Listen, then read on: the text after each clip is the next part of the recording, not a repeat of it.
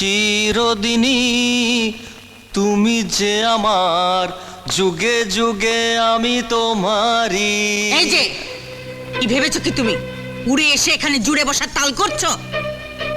দেখুন তো মা, আপনার মেয়ের ছবির পাশে আমার ছবিটা কেমন মানিয়েছে। আচ্ছা, বর বউয়ের ছবি পাশাপাশি না থাকলে কি ঘরে মানায়? বর বউ? তোমাকে আমি জামাই বলেই মানি না। মেনে নিন না মা, কত সস্তা একটা আস্ত জামাই পেয়ে গেলেন।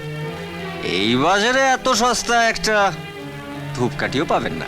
উফ, অসহ্য। দরকার হলে আমি আবার রূপার বিয়ে দেব, তবু তোমার মতো জঙ্গলি লোফারকে এ বাড়ির জামাই আমি হতে দেব না।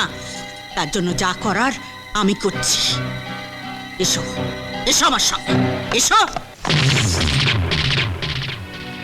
ওঠাও। মানেটা খুব সোজা। তোমার মতলব আমরা বুঝিনি ভেবেছো? টাকার লোভে দিদির সঙ্গে তুমি বিয়ে বিয়ে খেলা খেলেছো। মা, দিয়ে দাও ও যা চায়।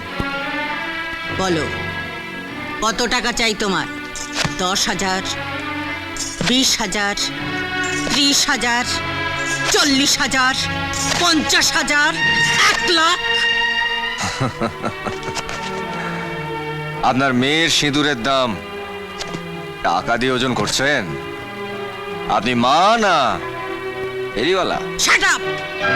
একটা কথা বলবে না। এগুলো তুলে নিয়ে এক্ষুনি এ বাড়ি ছেড়ে চলে যাও। Get out!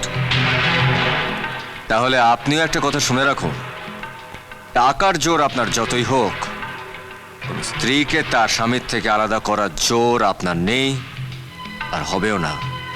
কারণ সিঁদুরের রং লাল, আর টাকার জোরে সেটাকে আপনি কালো করতে পারবেন না।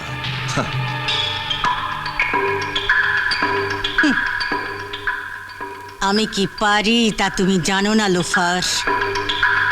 কেউ টেললে যে তুমি পা দিয়েছ, ছবল তোমাকে খেতেই হবে।